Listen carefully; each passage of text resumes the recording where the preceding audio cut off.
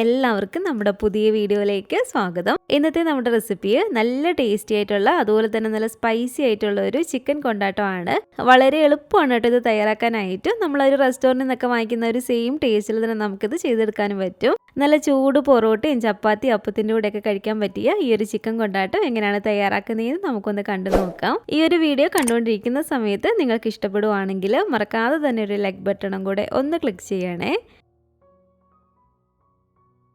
അപ്പോൾ ഈ ഒരു ചിക്കൻ കൊണ്ടാട്ടം തയ്യാറാക്കാനായിട്ട് ഞാനിപ്പോൾ ഇവിടെ 1 കിലോ ചിക്കനാണ് കേട്ടോ എടുത്തിരിക്കുന്നത്. 1 കിലോ ചിക്കൻ്റെ അളവാണ് പറയുന്നത്. ചിക്കൻ നല്ലപോലെ തന്നെ ക്ലീൻ ചെയ്ത് കഴുകിയതിൻ്റെ വെള്ളമൊക്കെ തോർന്നിരിക്കുകയാണ്.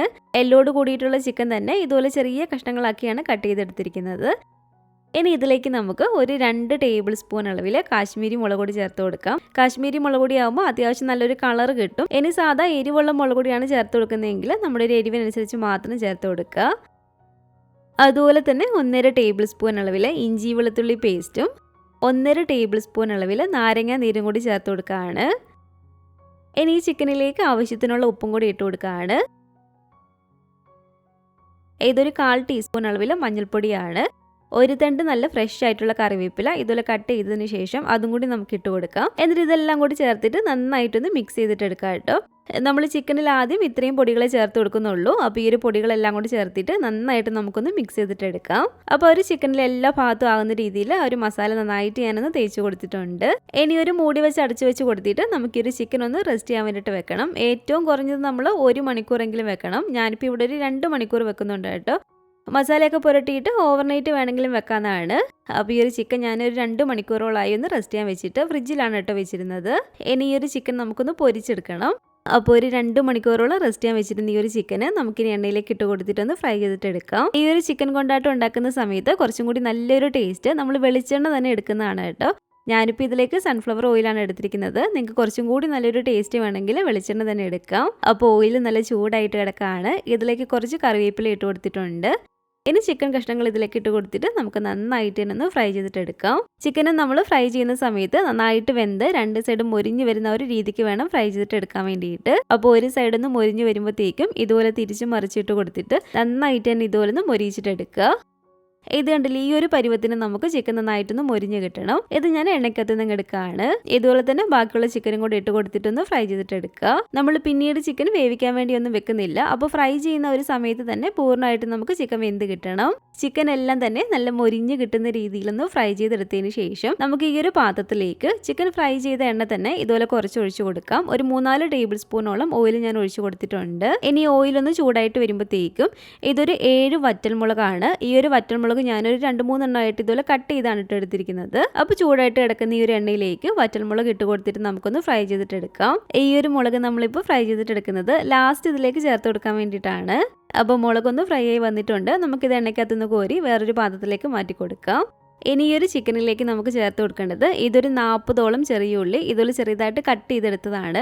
ഈ ഒരു ചിക്കൻ കൊണ്ടാട്ടം ഉണ്ടാക്കുന്ന സമയത്ത് ആ ഒരു നല്ലൊരു കറക്റ്റ് ടേസ്റ്റ് കിട്ടണമെങ്കിൽ നമ്മൾ ആ ഒരു ചെറിയ ഉള്ളി തന്നെ ചേർത്ത് കൊടുക്കണം. ചെറിയ ഉള്ളി ഇല്ലെങ്കിൽ മാത്രം ഒരു 1-2 സവാള ഇതുപോലെ ചെറുതായിട്ട് കട്ട് ചെയ്തിട്ട് ഇട്ട് കൊടുത്താൽ മതി. അപ്പോൾ ആ ഒരു കറക്റ്റ് ടേസ്റ്റ് കിട്ടണമെങ്കിൽ നമ്മൾ മാക്സിമം ചെറിയ ഉള്ളി തന്നെ ഇതിലേക്ക് ചേർത്ത് കൊടുക്കാം കേട്ടോ. ഇനി ഇതിലേക്ക് കുറച്ച് നല്ല ഫ്രഷ് ആയിട്ടുള്ള കറിവേപ്പിലയും കൂടി ഇട്ട് കൊടുക്കാം. ഈ ഒരു ഉള്ളി പെട്ടെന്നൊന്ന് വഴണ്ടി കിട്ടാൻ വേണ്ടിയിട്ട് ഇതിലേക്ക് കുറച്ച് ഉപ്പും കൂടി നമുക്ക് ചേർത്ത് കൊടുക്കാം. എന്നിട്ട് നന്നായിട്ടൊന്ന് വഴറ്റിയിട്ട് എടുക്കണം കേട്ടോ. ഉള്ളി നല്ല പോലെ തന്നെ വഴറ്റിയിട്ട് എടുക്കണേ. ഉള്ളി വഴറ്റുന്നതിനനുസരിച്ചിരിക്കും നമ്മുടെ ഒരു ചിക്കൻ കൊണ്ടാട്ടത്തിൻ്റെ ഒരു ടേസ്റ്റ്. ഇതിലേക്ക് ഒരു 2 പച്ചമുളകും കൂടെ കീറിയിട്ട് നമുക്കൊന്ന് ഇളക്കിയിട്ട് എടുക്കാം. അപ്പോൾ നല്ല പോലെ തന്നെ ഇളക്കി ഉള്ളി ഇതുപോലെ ഒന്ന് വഴണ്ടി വരുന്ന സമയത്താണ് ഇതിലേക്ക് നമുക്ക് 1.5 ടേബിൾ സ്പൂൺ അളവിൽ ഇഞ്ചി വെളുത്തുള്ളി പേസ്റ്റ് ചേർത്ത് കൊടുക്കേണ്ടത്.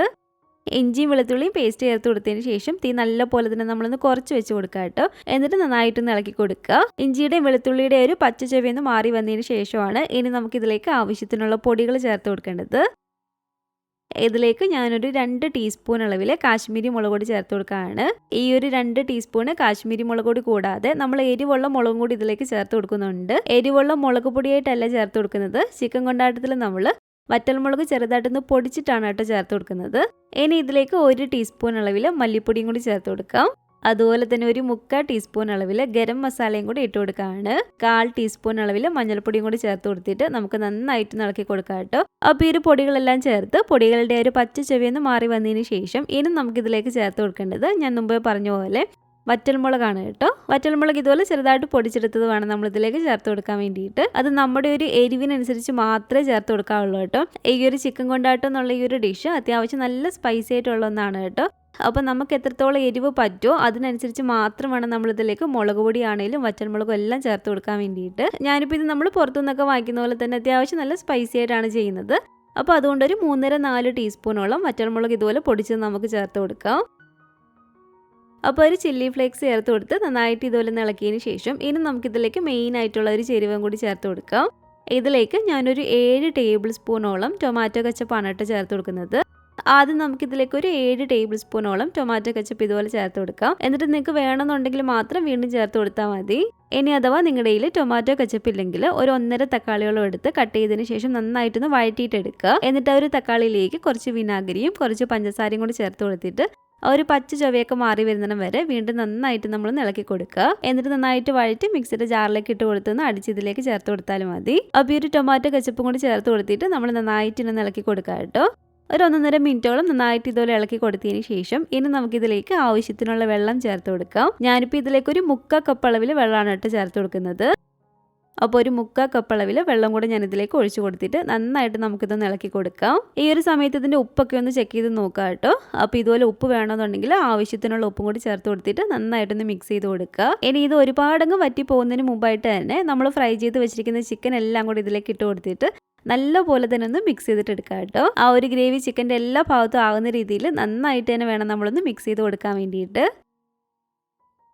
ഇനി ഇതിലേക്ക് ലാസ്റ്റ് കുറച്ച് നല്ല ഫ്രഷ് ആയിട്ടുള്ള കറിവേപ്പിലയും അതുപോലെ തന്നെ ഒരു 1/4 ടീസ്പൂണൊക്കെ നാരങ്ങ നീരും കൂടി നമുക്ക് ചേർത്ത് കൊടുക്കാം.